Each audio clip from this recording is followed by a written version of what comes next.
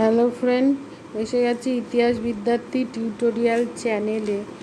আজ আমি একাদশ শ্রেণীর অর্থাৎ 11 ক্লাসে আমি একটা গুরুত্বপূর্ণ কোশ্চেন নিয়ে আলোচনা করব।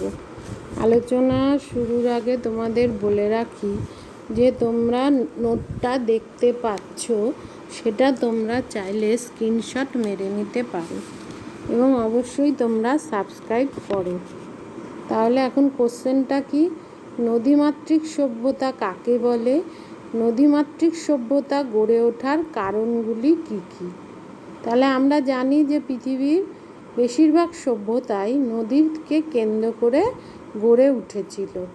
তাহলে এই নদীকে কেন্দ্র করে যে সভ্যতা গড়ে উঠেছিল তাই হচ্ছে নদীমাতৃক সভ্যতা। এখন কোশ্চেনটা হচ্ছে নদীমাতৃক সভ্যতা কাকে বলে, এটা একটু বলতে হবে। সেটা হচ্ছে উত্তর, আদিম মানুষ লক্ষ্য করেছিল যে নদীর তীরে বসবাস করা তুলনামূলকভাবে বেশি সুবিধাজনক, অর্থাৎ নদীর তীরে বসবাস করলে তারা অনেক সুবিধা পাবে। এজন্য প্রাচীনকালে নদীর তীরবর্তী অঞ্চলে জনবসতির প্রসার ঘটে। পৃথিবীতে প্রথম প্রাণের উদ্ভব ঘটেছিল জলে। আবার প্রাচীন সভ্যতাগুলোর বিকাশ ঘটেছিল জলের কাছে, অর্থাৎ নদী উপত্যকায়। নদীর তীরবর্তী অঞ্চলে গড়ে ওঠা প্রাচীন সভ্যতাগুলিকে বলা হয় নদীমাতৃক সভ্যতা। আজ থেকে অন্তত 7,000 বছর আগে নদীমাতৃক সভ্যতাগুলোর বিকাশ শুরু হয়েছিল। কারণ আমরা জানি যে এর আগে এরা কোথায় থাকতো? বনে, জঙ্গলে, পাথরের গুহায়। কিন্তু যেই মুহূর্তে তারা উপলব্ধি করলো যে নদীতে তীরবর্তী অঞ্চলে বাস করলে তাদের অনেক সুবিধা পাওয়া যাবে, তখন তারা নদীর তীরবর্তী অঞ্চলে বসবাস শুরু করেছিল। প্রাচীন বিশ্বের উল্লেখযোগ্য সভ্যতাগুলির অধিকাংশ বিভিন্ন নদী অববাহিকা অঞ্চলে গড়ে উঠেছিল। এগুলোর মধ্যে আমরা উদাহরণ দিতে পারি, যেমন সিন্ধু নদের তীরে হরপ্পা সভ্যতা, নীল নদের তীরে মিশরীয় সভ্যতা, তারপরে ইউফ্রেটিস ও টাইগ্রিস নদীর তীরে মেসোপটেমীয় ও ব্যাবিলনীয় সভ্যতা, ভূমধ্যসাগরের তীরে ইজিয়ান সভ্যতা, ইয়াং, সিকিয়াং ও হোয়াংহো নদীর তীরে চৈনিক সভ্যতা গড়ে উঠেছিল। তাহলে নদীমাতৃক সভ্যতা কাকে বলে এইটুকু বললেই হবে। পরবর্তী কি কোশ্চেনটা এর সঙ্গে, নদীমাতৃক সভ্যতা গড়ে ওঠার কারণ কী ছিল? এই যে এরা নদীর তীরবর্তী অঞ্চলে বসবাস শুরু করেছিল, এর পেছনে এদের অনেক রকম সুবিধা ছিল, অনেক রকম কারণ ছিল। সেই কারণগুলি হলো পয়েন্ট, নদীমাতৃক সভ্যতা গড়ে ওঠার কারণ। প্রাচীনকালে পৃথিবীর বিভিন্ন জায়গায় নদীমাতৃক সভ্যতা গড়ে ওঠার পিছনে কারণগুলি হলো, 1, উর্বর কৃষিজমি। আদিম মানুষ লক্ষ্য করেছিল যে নদীতে প্লাবনের ফলে যখন নদীর দুকুল ছাপিয়ে বন্যার জল উপত্যকা অঞ্চলে ছড়িয়ে পড়ে, তখন উপকূল অঞ্চলে কি হয়ে যায়, সেই নদীর পলিমাটি সঞ্চিত হয় এবং এই যখন জলটা চলে যায় তখন পলিমাটি এই তীরবর্তী অঞ্চলে থেকে যায়। ফলে এই রকম সমৃদ্ধ জমি, পলি সমৃদ্ধ জমি খুবই উর্বর হয় এবং এই জমিতে চাষ করলে প্রচুর ফসল উৎপাদিত হয়। তাই তারা প্রথমেই নদীর তীরবর্তী অঞ্চলে বসতি স্থাপন করেছিল উর্বর কৃষিকার্যের সুবিধার জন্য, মানে উর্বর জমিতে কৃষিকার্যের সুবিধার জন্য। পরেরটা কি, জলসেচের সুবিধা। নদীর উপকূল অঞ্চলে চাষবাস করলে জলসেচের সুবিধা পাওয়া যায়, অর্থাৎ চাষবাস করলে জল কোথায় পাবে? তখন তাদের দূরবর্তী অঞ্চলে যেতে হবে। তাই তারা নদীর তীরবর্তী অঞ্চলে বসবাস করলে নদীর সামনেই তারা জল পাবে। নদীতে বাঁধ দিয়ে খাল কেটে কৃষিজমিতে জলসেচ করার সুবিধা হয়। এই জলসেচের জন্য কৃষি ফসল উৎপাদন বৃদ্ধি পায়। ফসল উৎপাদনের সুবিধার জন্য আদিম মানুষ দলবদ্ধভাবে বিভিন্ন নদী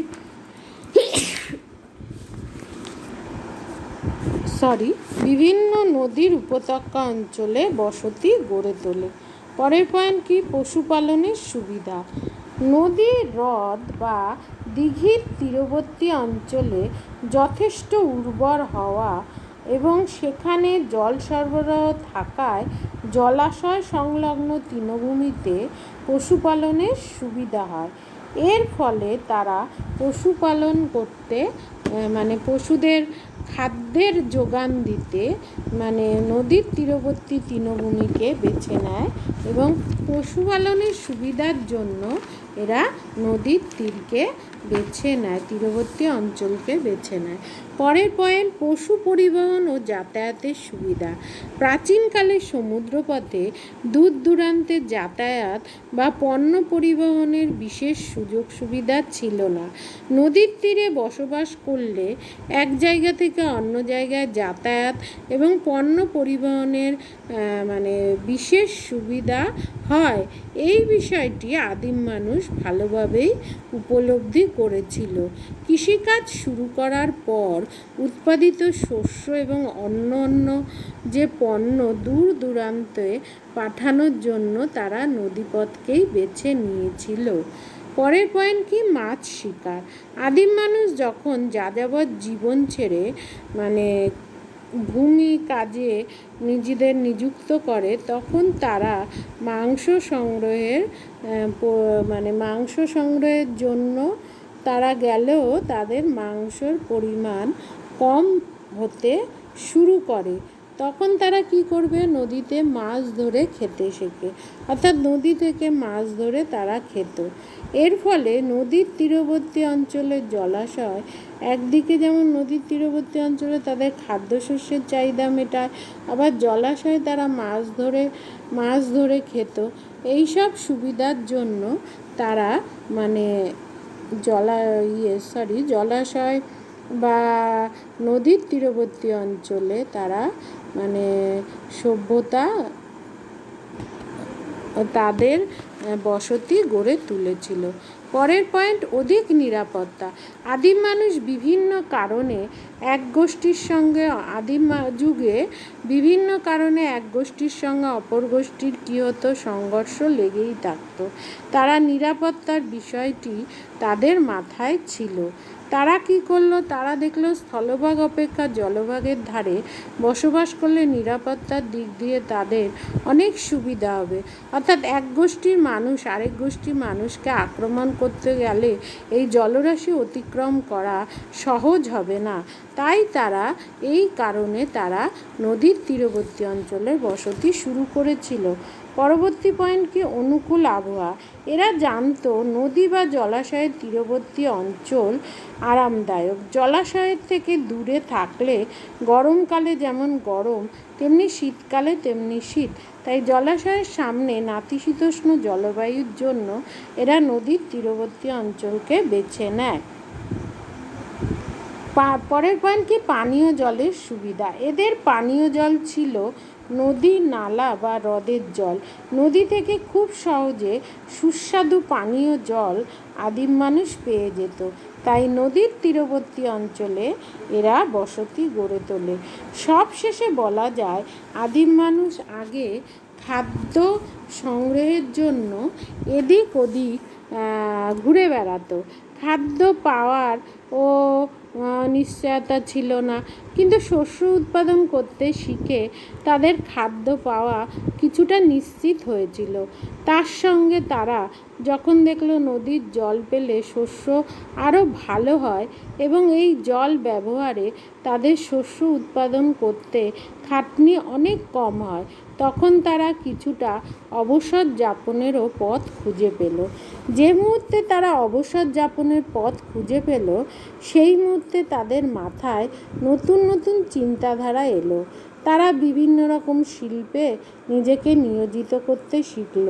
তার ফলে মৃৎশিল্প, বয়নশিল্প, দারুশিল্প, উন্নত হাতিয়ার বানানোর কৌশল তারা আস্তে আস্তে শিখল। তারপর আস্তে আস্তে তারা অন্যান্য উন্নত পদ্ধতি বা উন্নত প্রথাগুলো শিখতে শুরু করলো। যেমন তাদের মাথায় আসলো স্থাপত্য, ভাস্কর্য, সঙ্গীত চর্চা, নৃত্য চর্চা, ধাতুবিদ্যা, বিজ্ঞান, খেলাধুলা, শরীরচর্চা প্রভৃতি বিষয়গুলো, এবং এইগুলোর তারা উন্নতি ঘটাতে শুরু করলো বা বিকাশ ঘটালো।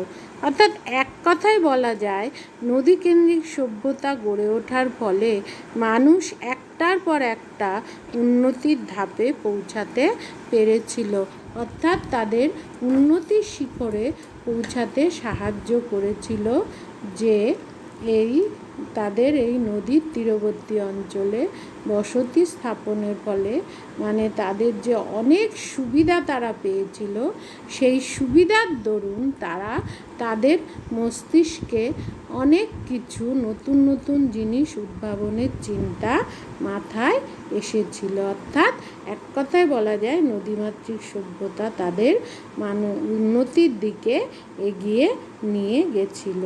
তাহলে আজ আসি, দেখা হচ্ছে পরবর্তী ভিডিওতে। Take care, bye. ভালো থেকো, সাবধানে থেকো, এবং অবশ্যই সাবস্ক্রাইব করো। ভালো লাগলে লাইক, শেয়ার, কমেন্ট করো, এবং নোটিফিকেশান বেলটা অন করে দিও, যাতে আমাদের ভিডিও আপলোড হলেই সবার প্রথম তোমাদের কাছে গিয়ে পৌঁছায়। ভালো লাগলে লাইক, শেয়ার, কমেন্ট করো। তাহলে আজ আসি, দেখা হচ্ছে পরবর্তী ভিডিওতে। Take care, bye. ভালো থেকো এবং অবশ্যই সাবধানে থেকো।